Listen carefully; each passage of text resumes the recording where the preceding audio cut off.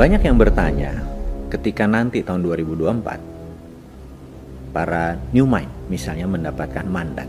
Mudah-mudahan nggak tahun 2027 ya, nggak kelamaan kita nunggu. Tahun 2024, new mind dapat mandat. Sebenarnya apa sih yang mau dikerjain oleh para new mind itu untuk membuat perbedaan dengan apa yang old mind lakukan? Nah, untuk itu kita harus tahu dulu apa itu old mind cara berpikirnya, apa itu new mind cara berpikirnya. Kita tahu bahwa salah satu yang membedakan new mind dengan old mind adalah cara berekonomi. Kita tahu bernegara itu ada 7 hal, yaitu IPOLEK SOSBUD HANKAP: ideologi, politik, ekonomi, sosial, budaya, pertahanan, dan keamanan. Nah, di dalam new mind, cara bernegaranya itu sedikit berbeda, namun tujuannya sama. Kita pro Undang-Undang Dasar 45, kita pro NKRI garis lurus, kita pro kebinekaan, maksudnya Bhinneka Tunggal Ika, dan kita pro Pancasila. Itu kita tidak usah ubah.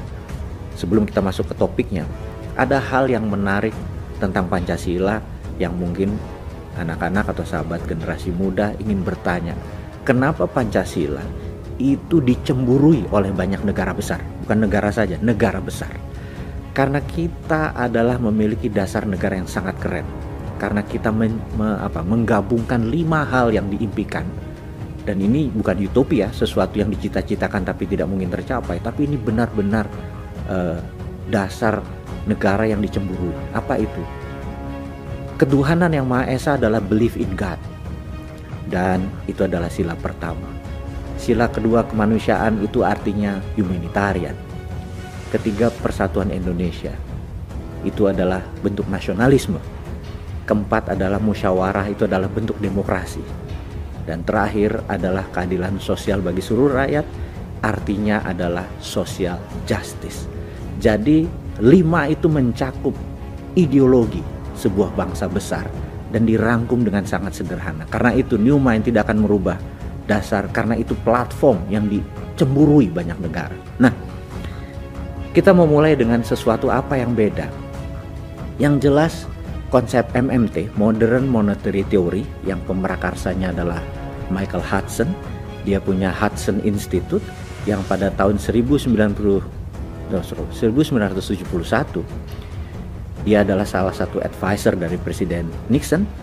Dan apa terobosan yang dilakukan oleh Hudson? Hudson menyatakan waktu tahun 1971 tepatnya bulan Agustus untuk dolar melepas emas sebagai underlying untuk printing money. Jadi dolar bisa di-print berbasis pinjaman atau hutang atau berbasis project. Cerita ini nanti akan kita uraikan karena new mind adalah pro printing money dengan konsep MMT-nya dari Michael Hudson.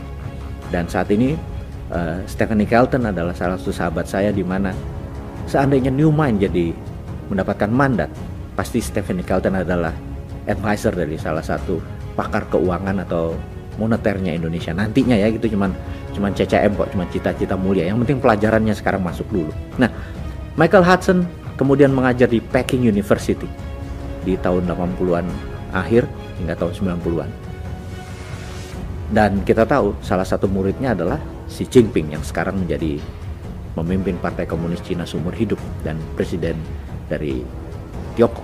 Nah, di tahun 89 ada peristiwa yang menarik, yaitu peristiwa Tiananmen Square di bulan Mei, di mana mahasiswa yang pro demokrasi waktu itu meminta mengubah mungkin dasar negara dari komunis, sosialis komunis ke negara demokrasi. Tapi tentunya Deng Xiaoping sebagai pemimpin saat itu masih dilema, karena dia dekat sama Ronald Reagan. Dia menjanjikan 40 tahun kemudian dalam perjanjian dengan Reagan di tahun 80-an akan membuat China, Tiongkok menjadi demokratis, tapi bukan ideologinya, bahwa nanti ada pemilihan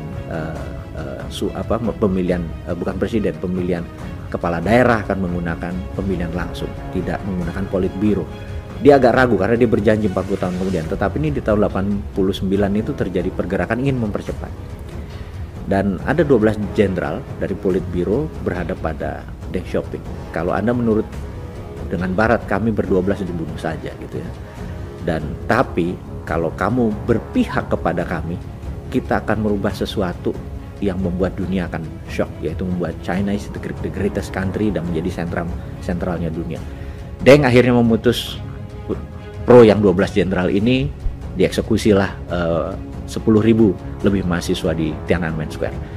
Dan malam itu terkenal dengan sebuah catatan sangat menarik, namanya Tiananmen Papers. Tagline di bawahnya adalah A Secret Meeting That Changed China, sebuah rapat rahasia yang merubah China. Sejak saat itu China mempunyai dua sistem currency, yuan untuk di luar negeri, di dalam negeri menggunakan renminbi. Kita skip dulu sebentar di situ untuk menerangkan kalau nanti New Mind mendapatkan amanah, mendapatkan mandat, strategi di dalam modern monetary theory yang dipakai oleh Amerika di tahun 71, dipakai di Tiongkok tahun 89, Indonesia akan pakai di 2024 nanti atau isi mereka-mereka yang sekolah ke tinggi sampai profesor sampai doktor mungkin di negeri barat, dan di mana seakan-akan ilmu MMT ini menganggap ilmu-ilmu konvensional itu sebagai false knowledge atau ilmu yang nggak terpakai. Enggak juga, nggak seperti begitu. Kita nggak menganggap Anda udah sekolah jauh-jauh ke Amerika mempelajari teori ekonomi terus MMT bilang itu false knowledge atau pengetahuan yang salah gitu ya. Karena buktinya sejak Indonesia merdeka, anggap tahun 71 deh kita mulai deh. Dolar waktu itu 1 rupiah cuma 200-an, sekarang udah 14.500, 15.000. Anda udah dikasih kesempatan 40-45 tahun mengelola ekonomi Indonesia, utang Indonesia naik, nilai rupiah tetap merendah. Terus masih mau kasih chance gitu dengan teori Anda. Jadi nih kaum muda nih men-challenge, ya wis lah, buat gantian. Coba deh 5 tahun pakai MMT gitu ya. Pakai apa yang China pakai yang Amerika pakai. Untuk itu, teman-teman, kita memerlukan sebuah ilustrasi untuk Anda memahami apa sih itu MMT gitu ya. Apa sih ekonomi yang nanti akan dipakai. Kita kasih contoh adalah kekinian. Kekinian tuh misalnya nih, Pak Jokowi lagi duduk ini di posisi presiden. Kemudian Pak Jokowi nanya ke Menteri PUPR, Pak Basuki, saya pengen 1 juta rumah tersedia dalam 2 tahun ke depan, supaya nanti pada saat kita lengser ke Prabon, lengser jadi raja ini, kita terhormat. Siap Pak Presiden, gitu kata Pak Basuki, Menteri PUPR. Maka dia bilang, saya perlu, ini angka dari langit ya, saya perlu 100 triliun Pak Presiden, gitu ya. Oh gitu ya, oke. Panggil Ibu Menteri Keuangan. Ibu Menteri Keuangan, siapkan 100 triliun untuk Pak Basuki. Oh siap Pak Presiden. Ini kalau semuanya MMT ya tentunya ya. Siap. Ya kalau yang sekarang kan cari utangan. Ini enggak, ini ngapunten, ini bukan ngeledek ya, bukan, tapi ini berbeda. Tapi intinya adalah siap Pak Presiden. Lalu dia datang ke Dirjen Moneter. Printing money 100 triliun. Kasih ke Menek BUMN, dipanggil Pak Erick Thohir. Ini perusahaan-perusahaan BUMN, kamu mendapat pekerjaan untuk membuat 1 juta perumahan untuk Kementerian PUPR. Oke. Ditransferlah 100 triliun itu dengan syarat semua barangnya tidak ada unsur impor. Kusennya, pakunya, besinya, semennya, atapnya, semua lokal. Nggak lama kemudian kayu-kayu di Jawa, pabrik semen di Sumatera, di Sulawesi, semua bergerak, tumbuh, muter, belanja sana kemari. Berdirilah bangunan-bangunan 1 juta unit rumah itu di mana-mana. Kemudian mereka mengangsur. 5 tahun orang mengangsur, tidak perlu bunga dan tidak perlu dinaikkan. Ini syaratnya. Kalau misalnya ongkosnya 100 triliun, ya 100 triliun dibagi 1 juta rumah, berapa itu? Ya udah, itu yang harus dibayar masyarakat. Masyarakat bayarnya nyicil selama 5 tahun. Begitu mereka nyicil, masuk ke Menteri Keuangan, masuk ke bank, masuk ke Menteri Keuangan, masuk ke bank, setiap nyicil uangnya diambil dibakar, setiap nyicil uangnya diambil dibakar, setiap nyicil. 2 tahun kemudian begitu berdiri, sold, 100 triliunnya masyarakat beli, dibakar. Pertanyaannya, ada inflasi nggak? Nggak ada, nol. Ada bangunan yang jadi nggak? Ada, 1 juta rumah.